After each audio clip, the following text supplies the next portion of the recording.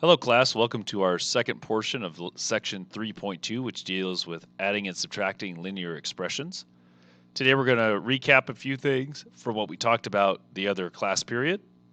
Also get some definitions and some real-world example problems that we can practice today. First set of questions deals with the algebra tiles we talked about in the first half of this lesson. I want you to take a moment and make sure that you can try these out, set them up the way that they're written, and then see if you can find the answers correctly based upon what you've done. Remember, if there's a subtraction like on 3 and 4, you have to distribute the minus sign into both groups and flip the signs of everything that's in there. So what we have here are the 4 different answers. So you'll notice that they're in parentheses because they were in parentheses to start with, and then it's just combined like terms together.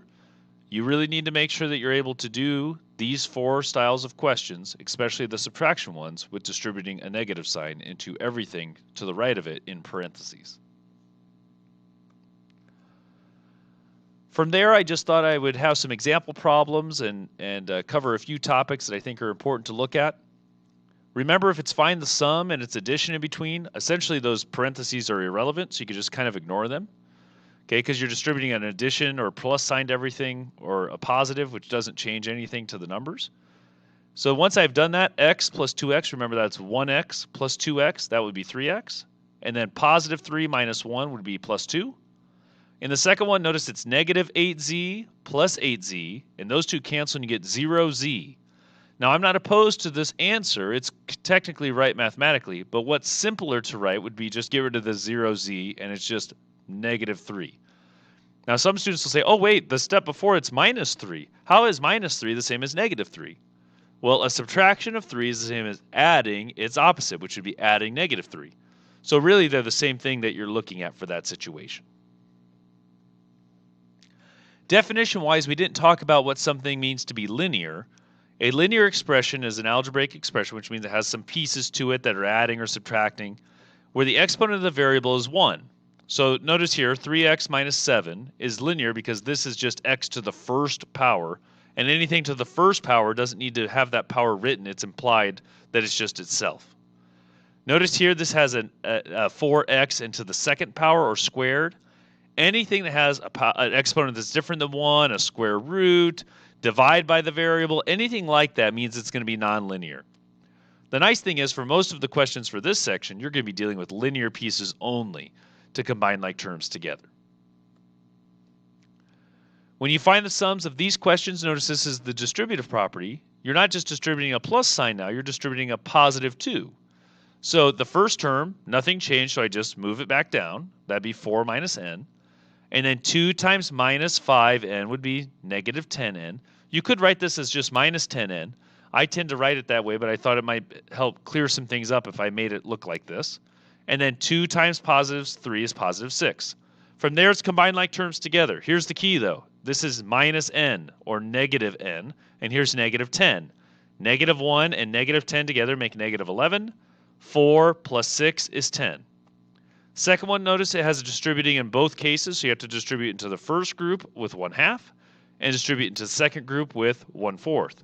So half times w is 1/2 w, minus half of 6 is 3. 1/4 times w is 1/4 w. 1/4 of 12 is plus 3. In this case, 1/2 w and 1/4 w go together, which would be a half or 2/4 plus 1/4, which is 3/4. Minus 3 plus 3 cancel each other out, so it goes away and it's 0. It's gone. And then you just have 3/4 w. Okay, some of you are really getting the hang of, oh, I just add those up or I subtract them. Others are kind of still struggling with that idea. We need to keep working on that as we go through this section in 3.2. Notice here you have a subtraction in between, so let's find the difference. And if that's the case, you have to distribute a minus sign or a negative into this. So negative times negative m would be plus m. Negative times a 12 would be minus 12, or plus negative 12. M plus m is 2m. Minus 3, minus 12, they're on the same team, so you just add them up. There's 15, and it's negative. Notice here, negative 2 times c, negative 2c. Negative 2 times a positive 2.5, negative or minus 5. This second part of the question is what's always missed by students. Most commonly missed question in the whole section actually probably the whole chapter, to be honest, is distributing a negative with a coefficient. So I'm not just distributing a 5, I'm distributing a negative 5. So negative 5 times 1.2 would be negative 6, and then C. Negative 5 times 4 is minus 20 or negative 20. From there, I combine like terms. Negative 2C, negative 6C, add them together, that's negative 8C. Minus 5 or negative 5, negative 20, add them together, negative 25. The last couple questions deal with some applications. This talks about the price of a cowboy hat is D. I don't know how much it costs. We're not asking you how much it costs. I don't want an actual number. It's working in variables. But that's really kind of irrelevant because I had a coupon to buy the hat for D minus 2. If that's the case, you should know that the coupon was for $2 then, because the original price was D, and D minus 2 is the price I paid. I decorate the hat. I've been told that's called bedazzling. I don't really know how that works, but that's what I've been told. And I sell it for 2D minus 4. Write an expression that says how much you earn from the hat. So remember, profit is how much you're able to sell it for minus how much you paid for it. So your sale price minus your purchase price. The sale price was 2D minus 4. I put that in parentheses here. Minus D minus 2 in parentheses. Now this should look similar to what we just did on all of these other slides with find the sum, find the difference. Okay, those ideas are all similar to this one. So 2D minus 4, don't have to worry about it. I can ignore the parentheses because it's first in line.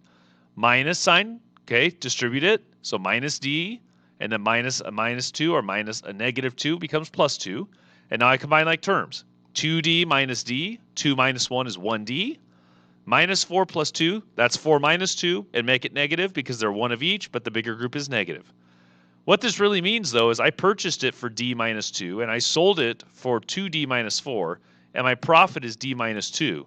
Since that's the same as my purchase price, I doubled my money. And in most company cases, I would think you'd be happy with doubling your money. I guess it depends on what you're selling. But if you said we could double our money on everything we sold and I could continuously sell them, I think I'm going to be fairly happy with that result.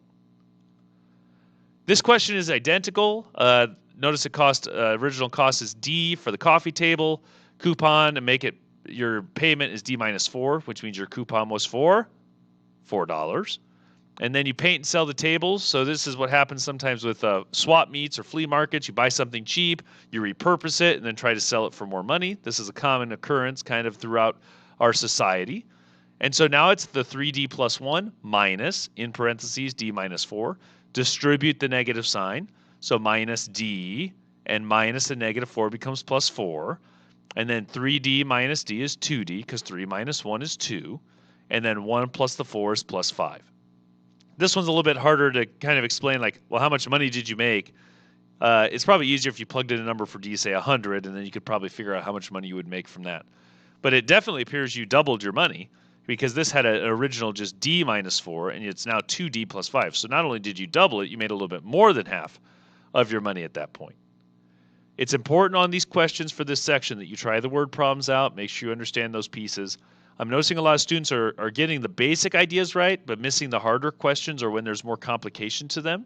So you want to make sure that you're paying attention to those things, checking your answers after you try a problem, and asking questions to me or to your friends or to a parent or someone that you trust that would help you on some of these scenarios to make sure that you're setting things up right and then evaluating and simplifying correctly. Your homework today, section 3.2, 1 through 5. And then 13 through 29 is odds.